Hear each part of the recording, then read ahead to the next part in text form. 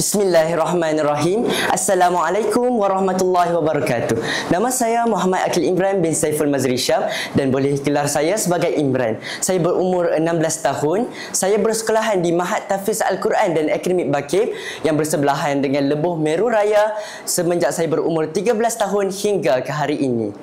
Saya tinggal di halaman Meru Impian di Ipoh, Perak. Saya kehilangan ibu saya semenjak saya berumur 2 tahun disebabkan oleh serangan payudara pada tahap keempat. Saya juga telah berjaya menamatkan 30 juzuk Al-Quran semenjak saya berumur 15 tahun pada tahun 2024 yang lalu.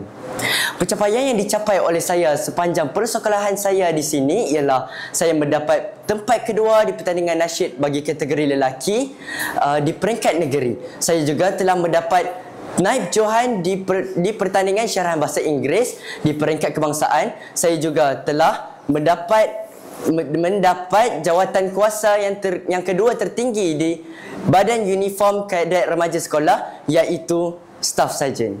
Itu sahaja daripada saya. Sekian. Terima kasih.